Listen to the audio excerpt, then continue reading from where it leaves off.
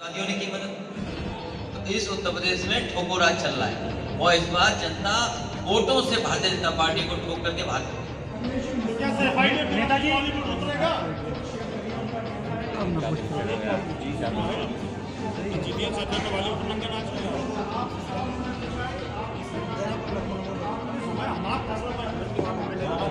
Samajwadi party हर वर्ग के लोगों को साथ लेकर के चल रही है और जिन्हें विशेष आवश्यकता है पढ़ाई की, शिक्षा की और स्वास्थ्य की, उनके लिए ठोस कार्यक्रम भी बने समय समय पर।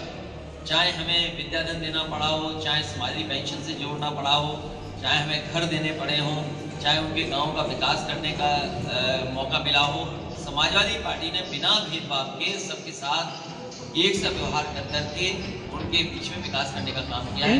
और डेटा कहता हो, आज कुछ भी कहे कोई भी, लेकिन जो डेटा अवेलेबल होगा अगर वो उसको देखेंगे तो समाजवादी पार्टी ने ज्यादा काम किया। इनकम टैक्स रेट जो लगातार यूपी में एक के बाद हो रहे हैं, इस पे आपका क्या कहना है? इसमें इनकम टैक्स रेट जो हो रही है यूपी में लगातार, Bharatiya Janata party digital India के चक्कर में फंस गई। वो अपने ही व्यक्ति पर छापा मार दिया। आप में से सब लोगों को पता होगा कि जिस समय छापा मारा गया एक कानपुर के इत्र व्यापारी पर, पूरे अखबार में, टीवी ने और बीजेपी के लोगों ने ये प्रचार किया ये इत्र व्यापारी वही हैं जिन्होंने समाजवादी इत्र बनाया था। लेकिन जब सच्चाई सामने आई और रुपया ज्यादा दिखाई दिया तो किसी ने स्वीकार नहीं किया कि ये समाजवादी इत्र वाला है। तो अपनी नाकामी छिपाने के लिए, अपनी बदनामी छिपाने के लिए भारतीय जनता पार्टी ने दोबारा छापे मारे। ये छापे इसलिए मारे जाते हैं कि लोग बदनाम हो जाए, चुनाव में प्रचार न कर पाए, समाजवादी विजय रथ न निकल पड़े। आपने अभी बताया कि समाजवादी पार्टी के एक नेता ने, जो भगवान परशुराम का भक्त था और उसके साथ बहुत सारे लोग थे जो भगवान परशुराम को मानते हैं, उन्होंने उनकी मूर्ति लगा दी। आज बीजेपी ने भी मूर्ति लगा दी। इसी तरीके से रथ न चल जाए। समाजवादी पार्टी का एक विजय रथ चला, भारतीय जनता पार्टी के 6 चौमीन रथ निकले। आपने नहीं देखा? एक रथ भारी है 6 रथों पे, और रथ को अगर दूर से देखोगे तो वो चौमीन का रथ दिखाई देता है। अच्छा, इस तरीके से मुख्यमंत्री ने भरे मंच से यह कह दिया कि अयोध्या और काशी, और इसके बाद मथुरा छूटा कैसे रह सकता है? तो मैं सवाल ये पूछना चाहिए, मुख्यमंत्री टिकट मांग रहे हैं, कभी इस विधानसभा से, कभी उस विधानसभा से, कभी उस विधानसभा, उन्हें कोई टिकट नहीं दे रहा। लेकिन सर जैसे टिकट मांग रहे हैं, कभी इस विधानसभा से, कभी उस विधानसभा से, कभी उस विधानसभा, क्योंकि वो भारतीय जनता पार्टी के सदस्य नहीं है। पूरे भारतीय जनता पार्टी के लिए दुखी है उनसे। जितने भी सीनियर नेता हैं वो सब दुखी है उनसे। वो कहाँ कह रहे हैं खून पसीना बहा करके हमने पार्टी बनाई, ये जाने कहाँ से आए और बैठ गए आके। आप क्या चाहते हो, कहाँ से लड़े चुनाव? आप क्या चाहते हो, चुनाव कहाँ से लड़े? हम क्यों बताएं? और टिकट मांग रहे हैं। मैं तो ये देख रहा हूँ कि मुख्यमंत्री के देखो कितने कमजोर मुख्यमंत्री है, तो जो टिकट मांग रहे हैं। हम बहुत जल्दी बता देंगे कहाँ से चुनाव लड़ेंगे, हमारी पार्टी तय करेगी। आप लड़ेंगे, आप टिकट देंगे? हमारी पार्टी तय करेगी कि मैं चुनाव लड़ाऊं कि चुनाव लड़ूं, कि चुनाव लड़के भी लड़ाऊं, पार्टी तय करेगी। अगर जी प्रधानमंत्री नरेंद्र मोदी यहाँ आए थे, उन्होंने कहा कि फर्क साफ है। आपको क्या अपनी सरकार में, भाजपा सरकार में कुछ फर्क नजर आ रहा है? 100 नंबर का 112 कर दिया, फर्क साफ है। समाजवादी पार्टी ने जिला अस्पताल गोंडा बनाया, मेडिकल कॉलेज बनाने के जा रहे हैं, फर्क साफ है। समाजवादियों ने लैपटॉप दिए, ये टैबलेट दे रहे हैं, फर्क साफ है। समाजवादी पार्टी ने 4 लेन रोड बनाई, उसके डिवाइडर पे सांड बैठा दिए, फर्क साफ है। आप महंगाई और विकास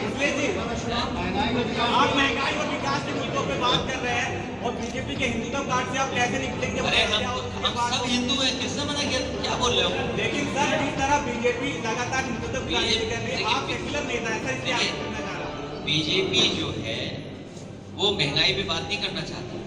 मुझे याद है यहीं पर कहीं पर प्रधानमंत्री जी ने कहा था कि जो हवाई चप्पल पहनता उसको हवाई जहाज में बैठाएंगे।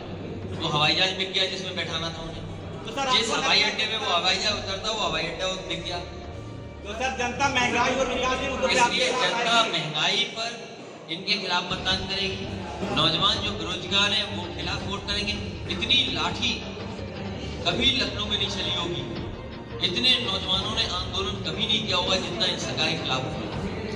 ये नौजवान इस भारतीय जनता पार्टी को सबक सिखाए। अखिलेश जी, कानून व्यवस्था से जुड़ा सवाल है ये कि जिस तरह से बुलडोजर चल रहा है, अपराधियों पर चलाने की बात कर रही है सत्ता मौजूद दल, क्या आपका जो रथ यात्रा चल रही है तो आने वाले दिनों में अगर सत्ता आती है तो रथ पर क्या कहीं ये अपराध कहा गया है इस बात को, और मैंने कई मौकों पर कहा और फिर कहता हूँ कि भारतीय जनता पार्टी को अपने पूरे प्रदेश के माफियाओं की सूची जारी करनी चाहिए। उन्हें सूची इस बात की जारी करनी चाहिए कि जिले स्तर पे कौन माफिया है और प्रदेश स्तर पे माफिया कौन है। तो अभी तक आपने क्यों नहीं किया? अभी तक भारतीय जनता पार्टी ने कोई भी सूची जारी नहीं की। हम भारतीय जनता पार्टी जानना चाहते हैं कि भाई मिर्जापुर का माफिया कौन है, चंदौली का माफिया कौन है, आपका बनारस का माफिया कौन है, जौनपुर का माफिया कौन है, या अन्य जगह पर माफिया कौन है। क्योंकि सरकार में वो लोग हैं, कम से कम सरकार के लोगों को ये सूची जारी करनी चाहिए कि माफिया आखिरकार कौन है। और जब सूची जारी होगी तो आप खुद महसूस करेंगे कि सबसे ज्यादा माफिया अगर किसी पार्टी में तो भारतीय जनता पार्टी। आपने धनंजय सिंह का ट्वीट किया था, कर सकते थे 12 से धनंजय सिंह का ट्वीट किया था, तो उसका सच्चाई है। नहीं, किसी व्यक्ति का नाम ले करके ये सरकार बताए ना कि कौन माफिया है कि नहीं है। आपके साथ तो कोई और माफिया नहीं है। बात के बाद जो इंटरव्यूज आए टीवी पर, जिन लोगों ने कहा वो क्या स्वीकार कर रहे हैं। आप इंटरव्यू सुनिए ना, आप इंटरव्यू सुनिए उन लोगों का। तो माना जाए आपके साथ सरकार कोई भी को- माफिया नहीं है इस समय, आपके साथ इस समय कोई भी माफिया नहीं माना जाए। हमारे साथ कोई माफिया बताओ, आप तो हटा दें जल्दी। ये कोई 12 से माफिया 17 बताओ। के बीच में आपने सूची क्यों नहीं जारी की? नहीं, आप हमें बताइए कोई माफिया हो तो बताइए। हमें तो ये दो लोग माफिया दिखाई दे रहे हैं। ये प्रेस माफिया है। आप भारतीय जनता की बात मानते हो? भारतीय जनता पार्टी कहा कि हमने लाल कपड़े पहनने वाले को नौकरी दी। नौकरी मिली क्या? नहीं मिली तो मत मानिए बात।